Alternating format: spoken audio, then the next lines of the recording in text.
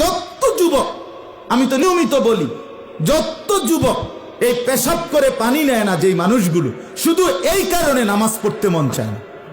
কসম আল্লাহর, নাহলে চ্যালেঞ্জ আমি, এই ছেলে যদি পেশাব করে পানি নেয়, টয়লেট পেপার ব্যবহার করত, শরীরটা যদি তার পাক থাকতো, প্রত্যেক নামাজের সময় তার হৃদয়ে 1000 বার নামাজের প্রেরণা জাগত। হ্যাঁ, এটা গুরুত্বপূর্ণ। আপনি পরীক্ষা করে দেখেন। কারণ এটাই, ওই দিলে আর লিম্মাতুল মালাক, ভিতরে 2টা শক্তি কাজ করে। হাদিসে আছে, আল্লাহ নবী সাল্লাল্লাহু আলাইহি ওয়াসাল্লাম বলেন, প্রত্যেক মানুষের ভেতরে 2টা শক্তি কাজ করে। একটা হলো লিম্মাতুল মালাক, ফেরেশতার প্রেরণা, আরেকটা হলো লিম্মাতুশ শাইতান, শয়তানের প্রেরণা।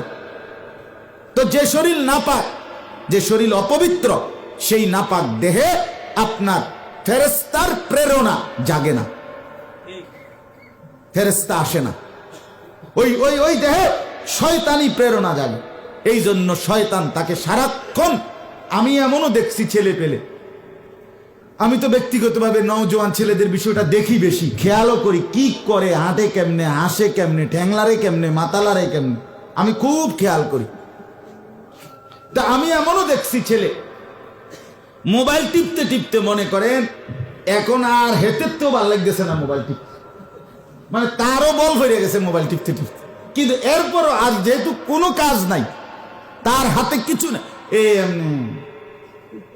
মানে না ফাইতে মানে তার কিচ্ছু নাই, সামনের রুচি নাই, এরপরও এটা দেখে সে, কারণ তার তো আর কোনো কাজ নাই, তার দিলের মধ্যে তো আর কোনো ভালো কাজের কোনো কি নাই, পরিকল্পনা নাই, তার ভেতরে তো নফস তারে এমন ভাবে বাইন্ধা দিছে, শয়তান তাকে, ওয়ামাইয়াত্তাবি' খুতুওয়াতিশ শাইতান ফাইন্নাহু ইয়া'মুরু বিল ফাহশাই ওয়াল মুনকার।